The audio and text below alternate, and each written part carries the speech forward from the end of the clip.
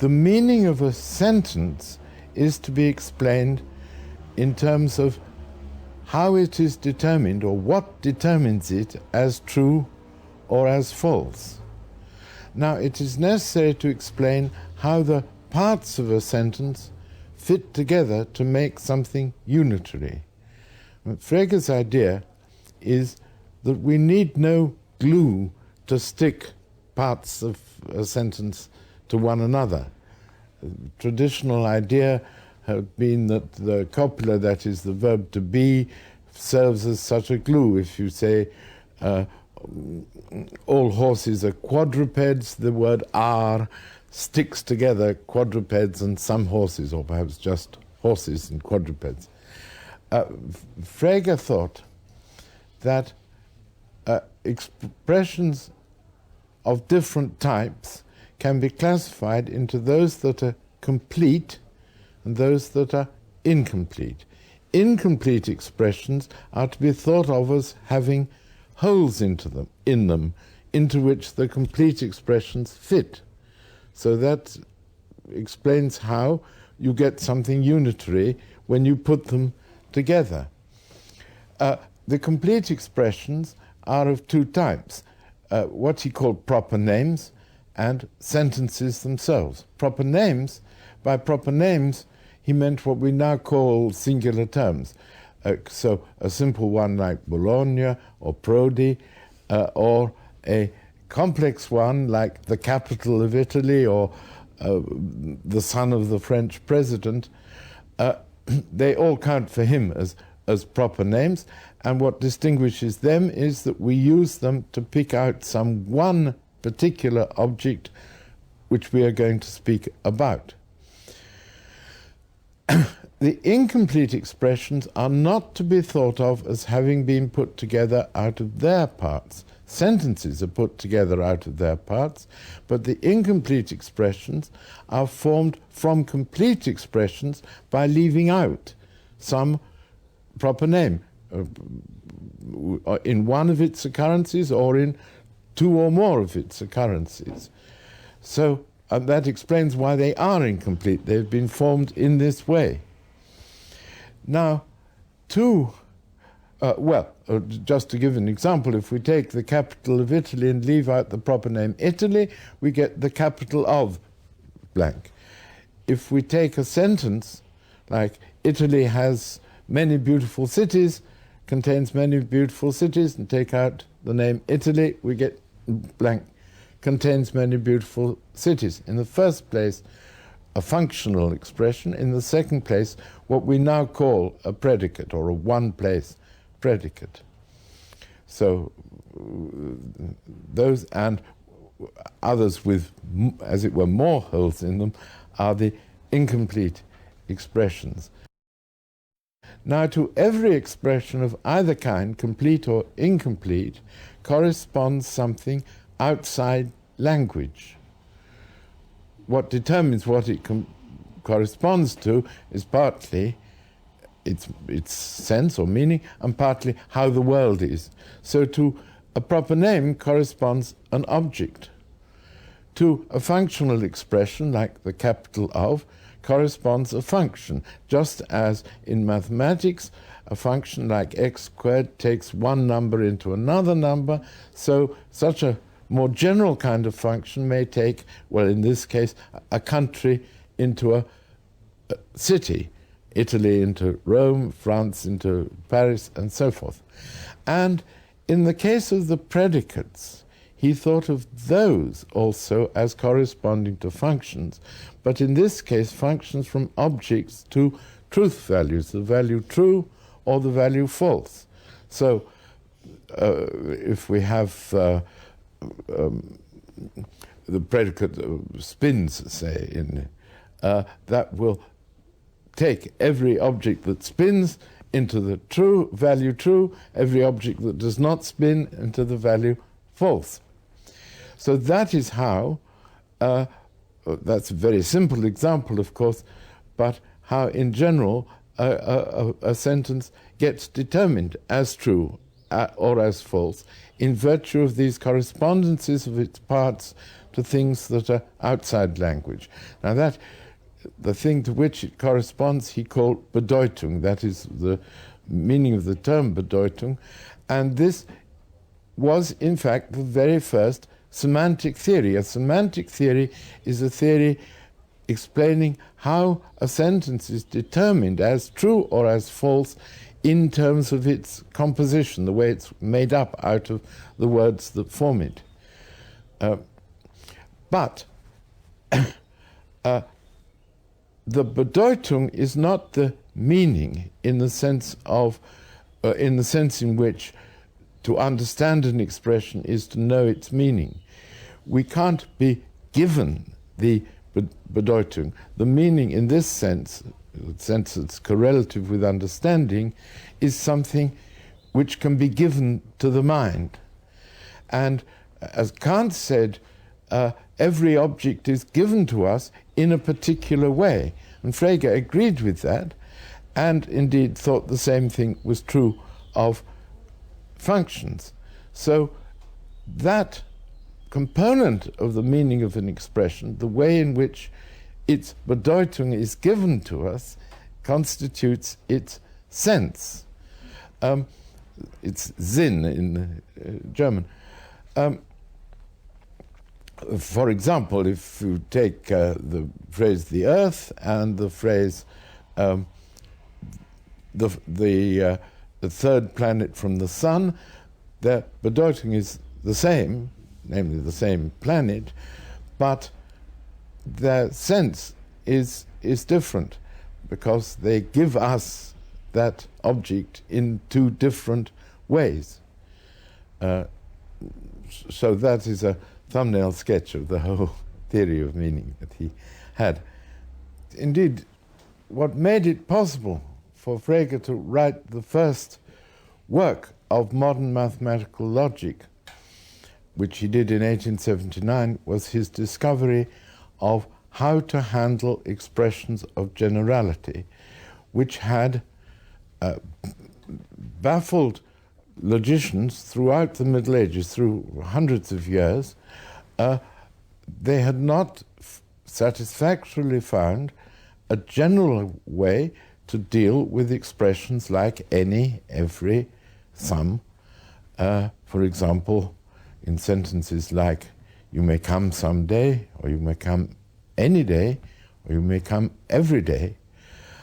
No satisfactory theory, no generally satisfactory theory had been found, especially for sentences involving repeated or multiple generality, which sentences like there used to be an advertisement for savings. Everyone in England, everyone has someone to save for. Everyone has someone. The theory of Boole, which was a first attempt to mathematicize logic, only went a very little way beyond Aristotle, and certainly did not deal with multiple generality like that, which happens all the time in mathematics, for example, and in many things we say. Frege's solution was to give up the attempt to explain the expressions of generality of natural language just as they stood, but rather to revise natural language in this respect. Instead of putting an expression like someone or everyone in the argument place of the predicate, you took it outside to the front of the sentence. You attached a letter, which we now call a bound variable, to it to show which, and put that letter in the argument place to show which bits of the predicate, as it were, or which bits of the resulting sentence the quantifier governed.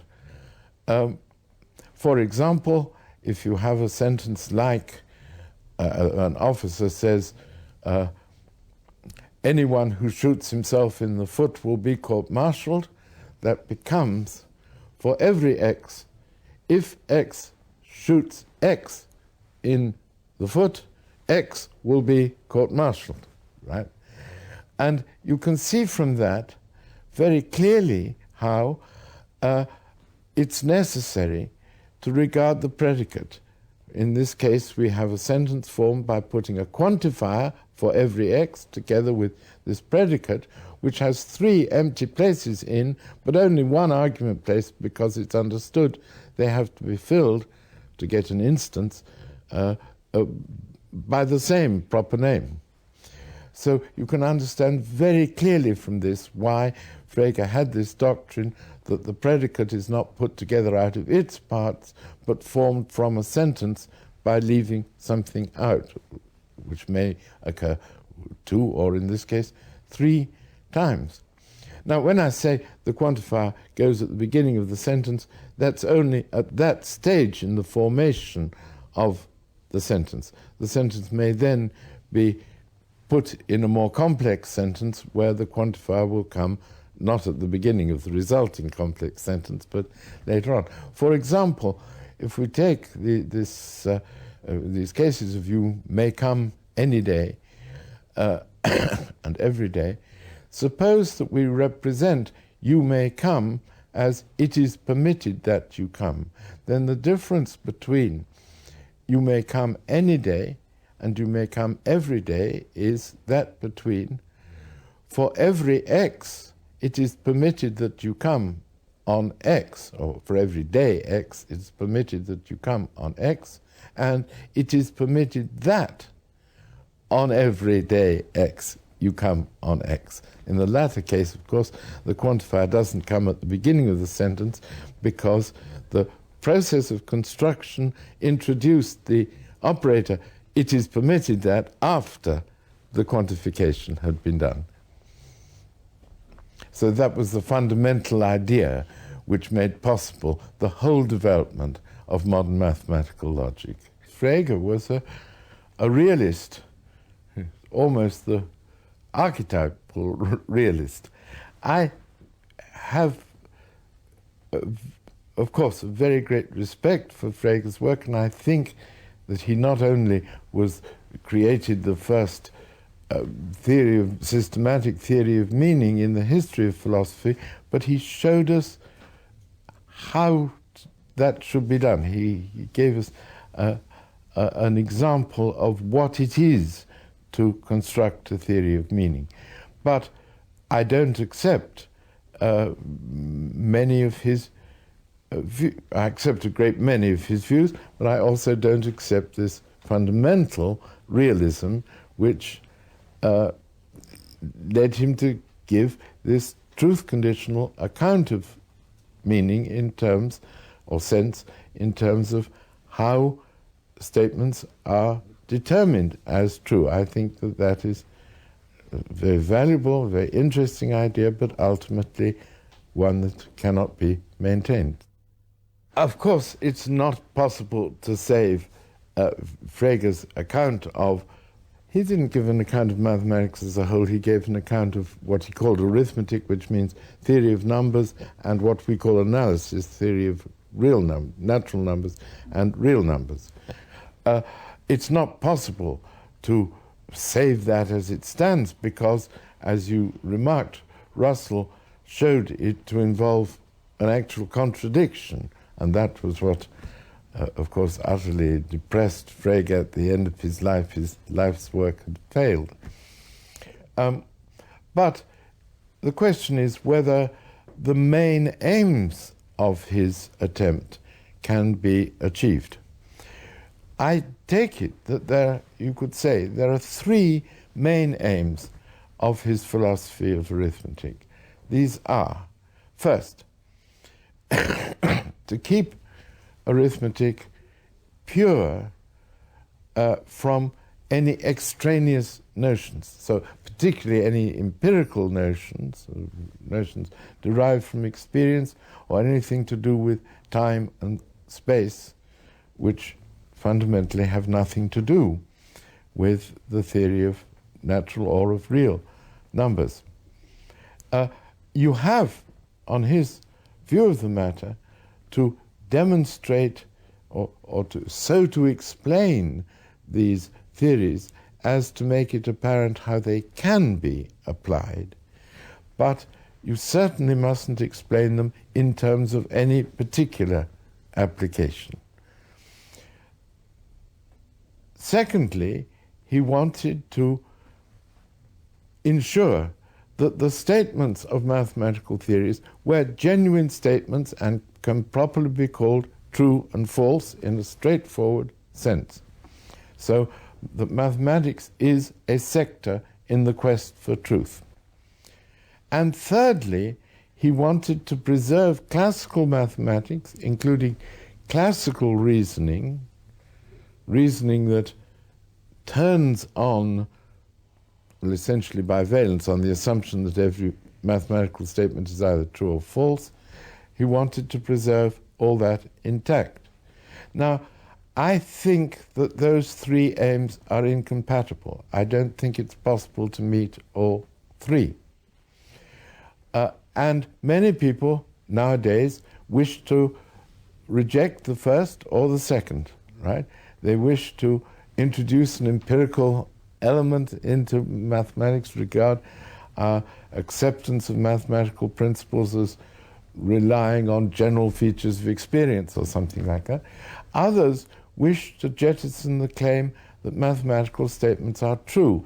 There's, of course, the famous formalist view according to which they aren't statements at all, but they're just moves in a game like moves on a chessboard. But more recently, there's been a more radical view put forward by Hartree Field, which is that they are indeed statements, but they're all false statements. Mathematical theories are just false theories. There aren't any such objects as real numbers. But in order to be able to apply them, they don't have to be true. We can explain their applicability in some way that involves less of a claim than that they're true. I don't agree with either of those. My own opinion is that we need, as you suggested at the end, to abandon classical mathematics in favor of constructive mathematics, as was propounded by the famous Dutch mathematician Brouwer. And I think if we were to do that, we should be able to come close to satisfying Frege's other two aims. Of course, it won't be just like his theory, because we have a different conception of truth for mathematical statements than that which he had. But all the same, I think we can do what he wanted to do, find a justification for mathematical theories, for the existence of mathematical objects, assuming existence of mathematical objects, that does not depend on any empirical assumption or anything due to intuition. The logician is concerned with the theory of inference, and in order to characterize what inferences are valid, he depends upon a semantic theory, in the sense that I explained before, a theory of how sentences are determined as true in accordance with their composition. There are competing semantic theories, and the logician is simply concerned not to judge between these semantic theories, but to work out the consequences for the theory of inference. They can be very complicated consequences of the choice of a particular semantic theory. Which semantic theory is correct is not the concern of the logician, but it is the concern of the theory of meaning. A semantic theory is acceptable only if, on the basis of such a theory, it is possible to construct, in the way I sketched in the case of Frege's theory, a comprehensive theory of meaning. And there are a lot of conditions that a theory of meaning has to satisfy in order to be judged correct.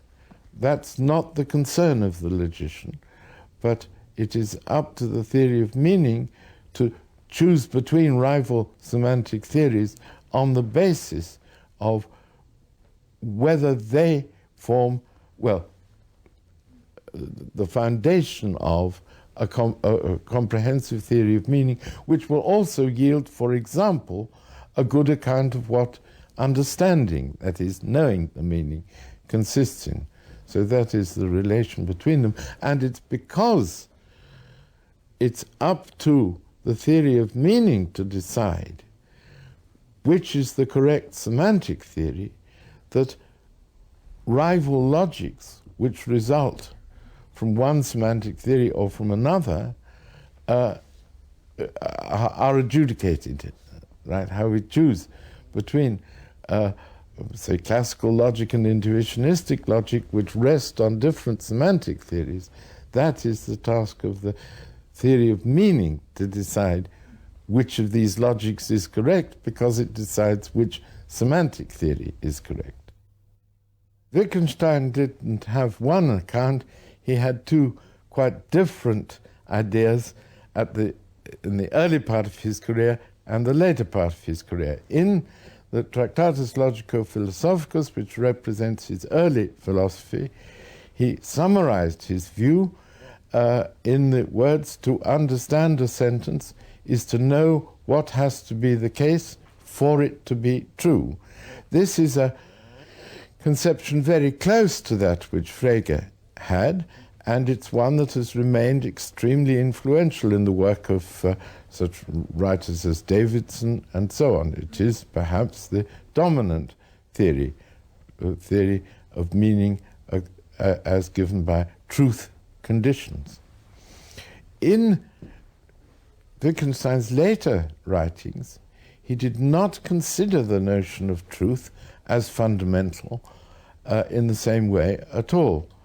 But he had the general idea that to have a mastery of an expression or a form of sentence was to know how to use it in converse with others, to grasp its use. But he also thought that it was, or certainly appears to have thought, though he never actually said this in so many words, that no general systematic theory was possible, a theory of meaning for a whole language. Rather, you do it piecemeal. You consider particular expressions. If you're puzzled by them, then you say some things about how they are used, but you don't try to build up a whole systematic theory. Now, my own view is that in the latter respect, that is, in respect of rejecting the notion of the condition for the truth of a statement as the key or fundamental notion for explaining meaning, Wittgenstein was perfectly correct. What we learn when we learn a language is how to use that language in speaking to others or when others speak to us. So that is what has to be explained when we explain what it is to have that understanding. But I differ from Wittgenstein's later idea in believing that in principle a theory of meaning, a systematic theory of meaning for a whole language would be possible. But in my opinion, it should not be given in terms of the conditions for being true. It should be given in terms of something much closer to what you actually learn when you learn to use sentences of a language, namely how we recognize or what counts as establishing a sentence as true. That's something, the condition for it to be true is something that we can't in general recognize whenever it obtains. But if we're presented with something which establishes it as true, then by hypothesis, that's something, if we understand the language, that we can recognize as obtaining.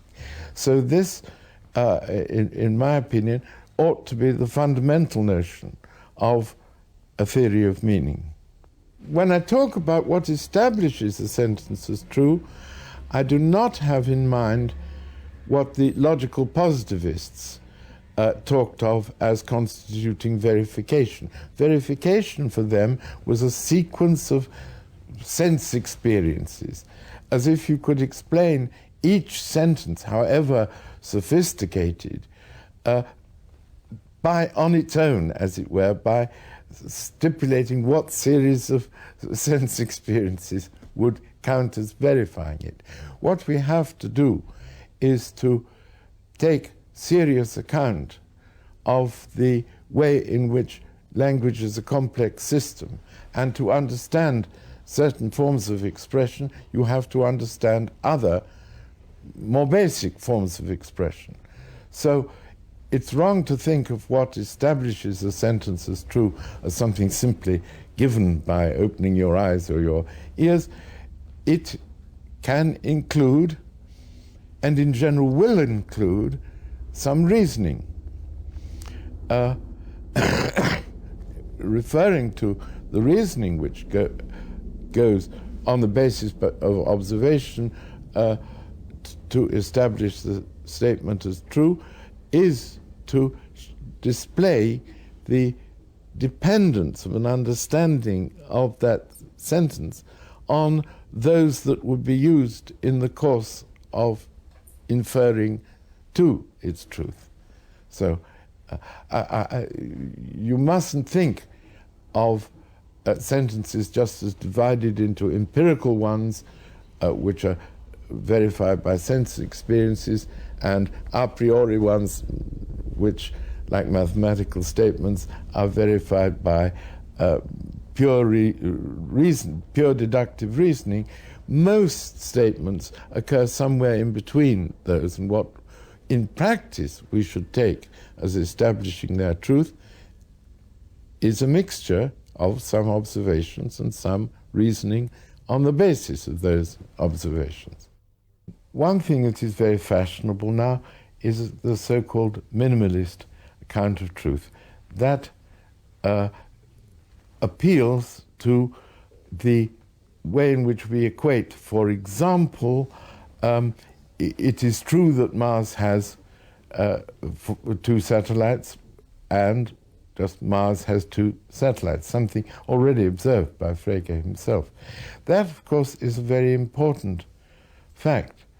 You only by taking that into account can you explain inferences like the following. Smith believes that Mars has 2 satellites.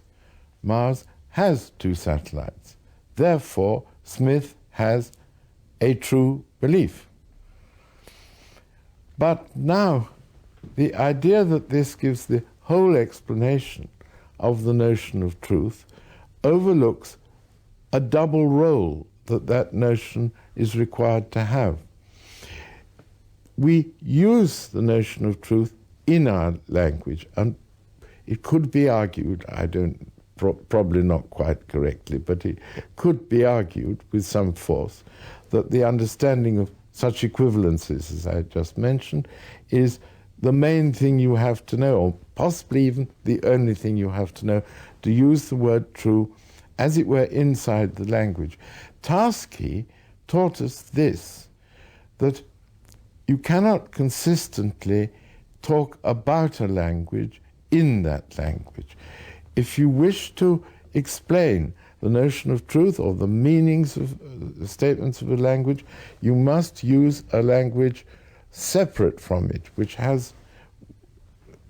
in which the notions of truth for statements of that language, the notion of meaning for statements of that language, are ones that aren't included within the language itself, on pain of running into contradictions. Of course, in practice, we do this all the time. We do talk about our language in our language. And to do so consistently, we'd have to observe Tarski's distinction. So we'd have to use a notion of truth which was not that used within the language.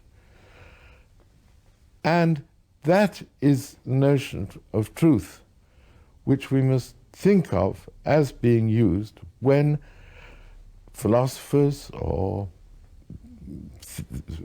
linguists, for that matter, semanticists, make general statements. For example, when they formulate the principle of bivalence, every statement must be either true or false. When they say that, those who say, I wouldn't agree with this, but those who do say, it's an intelligible philosophical position, that statements about morality, about what is right and wrong, are not true or false. People who say that are not just appealing to, in fact, they're not appealing at all to equivalencies like the one about Mars having 2 satellites. These are notions belonging to what Tarski called the meta-language, the language we use for talking about our language. So when we do that, we have, as it were, to suppose that we are talking about a circumscribed fragment of our language, which is not that in which we are speaking. Now, this notion of truth, the notion of truth that is relevant to meaning, is one that, in my opinion, can only be explained in conjunction with, as it were, as part of a single theory, the theory of meaning, in conjunction with that of meaning, right? Some classical philosophical theorists tried to explain what it was for a proposition to be true, and that is assuming that the meanings of statements are already given. We know what propositions they express.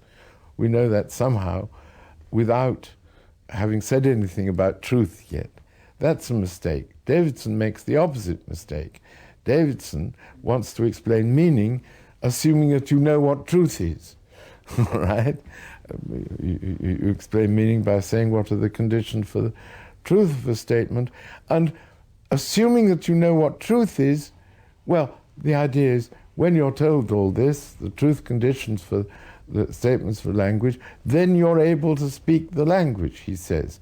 But in order to do that, you've got to know a great deal about truth and its connection with the use of sentences, and that's what such a theory as Davidson's fails to make explicit.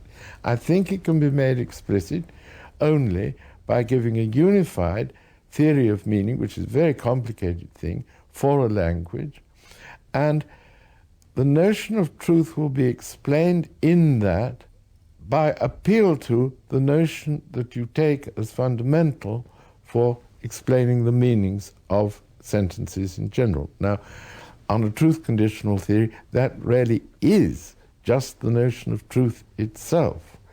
That has to be connected up in other parts of the theory with the use of sentences, right? Because here we have an account which is not in terms of how sentences are used or when we should assert them or how we should react to them. So it has to be connected up by some part of the theory which explains that. On the account that I want to give, the fundamental notion is not that of truth, but as I explained before, that of what establishes a statement as true. And then the notion of truth has to be explained in terms of that notion, right? That's the only way in which it can be done, in which there's room for it in such a theory. Meaning and truth have to be explained together. I first became interested in problems to do with realism through coming to understand that many different metaphysical disputes in philosophy about very different subject matters have a very similar form. I mean, for example, the dispute over phenomenalism or realism concerning the external world, material universe. Or another example is instrumentalism versus realism in science. Does a scientific theory, as the instrumentalist maintains, simply give us an efficient method of predicting what we shall observe in the laboratory, or does it describe a reality to which we infer from those observations? So those are two examples. Behaviorism is another example. Behaviorism is a rejection of realism about the mental. Mental events, mental characters, mental states are to talk about them, according to the behaviorist, is just to talk about how the person behaves, his external behavior. So, and in many other cases, within mathematics, for example, similar disputes. And it seemed to me that the arguments that are used on both sides in such disputes have a very strong formal similarity, although the subject matter differs in the different cases. And so my first thought was, is it possible to study these comparatively and develop criteria for deciding such disputes?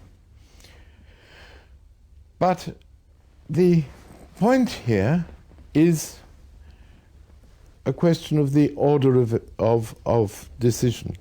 Here we have metaphysical views which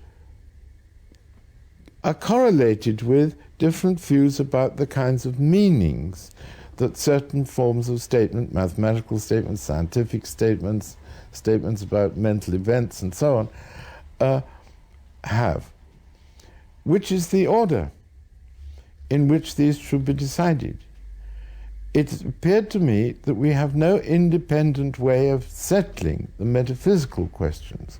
What we have to do is to study how these parts of language are used and what is a credible account of the meanings of such statements. And once we decide that, the metaphysical view will follow, because certain metaphysical views go with certain accounts of. But there's a further question. Very often in these cases you see that there's some kind of reduction proposed. The anti-realist, the opponent of realism, proposes to explain, in the case of phenomenalists, say, statements about material objects in terms of statements about sensations. They are what may render true statements about the material objects. But now, in most of these cases, the opponent of realism takes a realistic view of the forms of statement to which he's reducing the ones he's talking about. Statements about sensations, statements about observations in the laboratory, and so forth, are left just understood in a purely realist way. But now there's the question, could there be such a thing as a comprehensive anti-realism? That is, could we understand all the statements of a language in such a way that a realist account would fail for all of them? And that is what I've been particularly concerned to explore, given that I want to reject what goes with a realist account, an explanation of meaning in terms of what it is for statements to be true, independently of how we know them to be true or whether we know them to be true. So I've given a great deal of my time that's been devoted to philosophy to trying to explore these questions, in the belief that this provides a means of tackling perennial philosophical, metaphysical disputes which get no further towards being resolved as time goes by, because there's no methodology for resolving them. In philosophy, some questions are more fundamental than others. some questions, in order to discuss them seriously, you have already to have quite a number of philosophical views, philosophical analyses in place before. I mean, it's very obvious, for example, if you open Aquinas' Summa and you look at his proofs of the existence of God, they depend on philosophical views, much more fundamental philosophical concepts. And it remains the case now. So that it takes quite a lot of work to get to the point where a philosopher is able to discuss these questions. But certainly I would think that philosophy did not have the importance which I accord to it if I thought it was incapable of tackling those questions. I think it ought to, and I hope that something good along those lines will be done, though not a great deal is done at present. Well, people discuss freedom of the will, yes. But on the whole, not a lot of good work on those questions is done at present. But I certainly believe that that is a duty of philosophy to tackle those questions. Every intelligible statement is either true or false independently of our knowledge. I think that if you believe in God and that you believe that God is omniscient, you should not try to invoke his knowledge to support his omniscience, to support this view. God's omniscience means that he knows every true proposition. If they're a proposition, but if we don't suppose that every proposition is either true or false, then the question, is this proposition true, is one that has no answer, and then there is nothing for God to know, right? So that is a kind of illusion that you could appeal to God's omniscience in order to support, as you say, so-called logical omniscience, right? Reality determines every proposition as either true or false. Husserl, who believed he had found the way to make philosophy into a rigorous science, and whenever someone believes that, it doesn't, well, it has never yet worked out that way, that everybody else says, oh yes, now we see we can get on with this program. I myself felt, when I originally formulated these ideas, we have here a strategy for tackling a large range of metaphysical questions which have resisted solution for a long time. It's, as you say, not a simple matter to do, but nevertheless, I thought I have provided a methodology for tackling these questions, and philosophy could then make a systematic advance. But of course, what happens whenever anybody thinks that he's found such a methodology is that some people accept it, a few people accept it and work along those lines, but most people spend their time, if they pay any attention to it at all, to criticizing that methodology and saying it is not the right one. And that is precisely what has happened and what I expect to go on happening. I believe that I have succeeded in making a certain advance, but it may be that I haven't provided as firm a basis as I believe. So I don't have a great deal of optimism that philosophy will henceforth advance in a more systematic or unified manner than it has done in the past.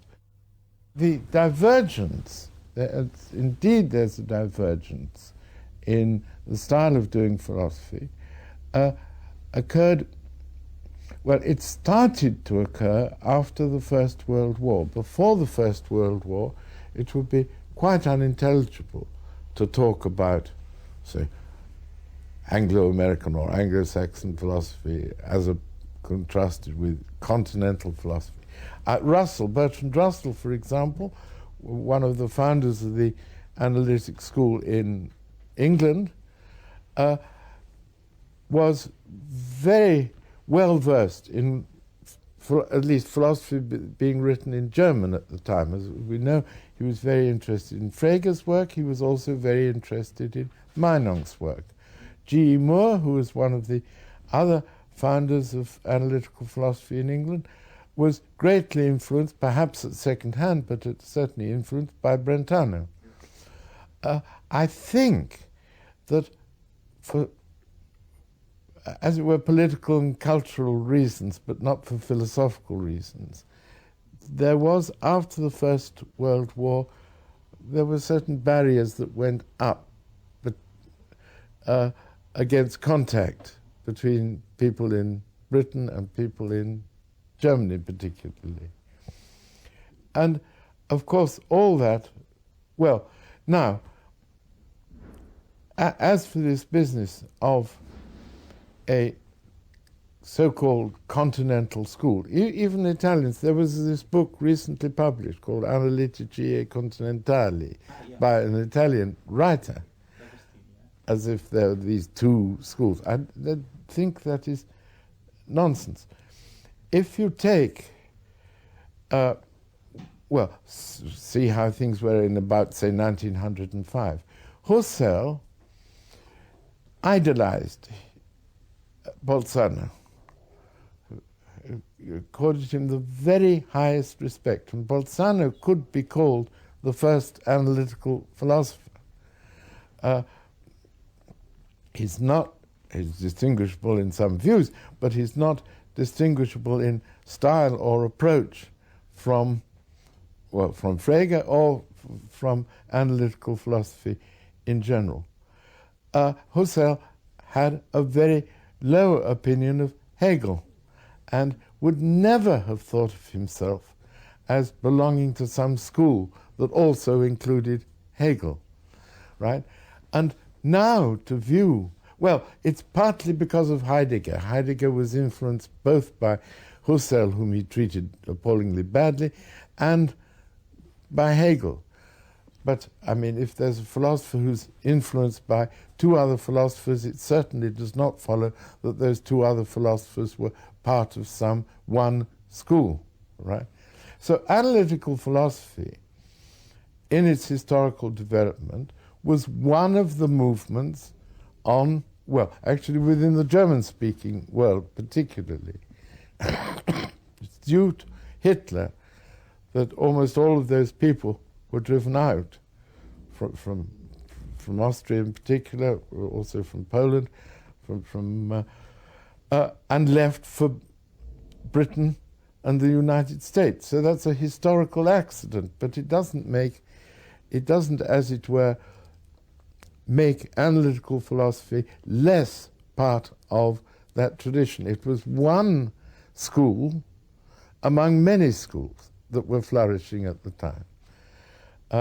And it hasn't made German idealism of the type of Hegel and Fichte any closer to those who founded phenomenology or who were part of what you called the Austro-German school, Austro-German-Polish, we can also say, than they were before.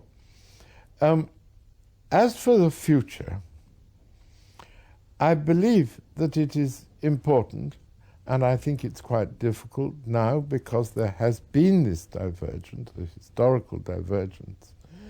I believe that it's important to achieve some greater unification than now exists. And I think it's encouraging that, well, here in Italy there are analytical philosophers, but there are people here in this country and in Germany, not unfortunately in France, who are very interested in the history and in particular in the way in which this divergence occurred when the founders of the phenomenological and analytical schools were at one point very close together in their views. So that needs a lot of study and is being given a good deal of study. And I think that that is certainly a way towards achieving a greater unification within philosophy than has existed. So I think that's quite encouraging.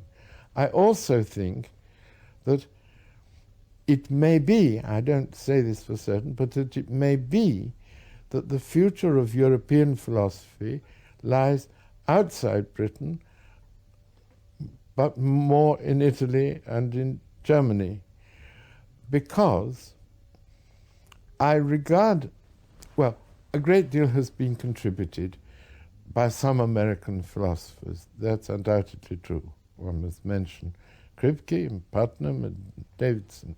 But the general trend of American philosophy seems to me to be a very deplorable one. It's a trend towards, and it's led by Quine, I'm sorry to say, to whom we indeed owe a good deal, but a trend towards scientism, the so-called naturalist versions of philosophical theories, the attempt to make philosophy just a branch, a very general branch of science.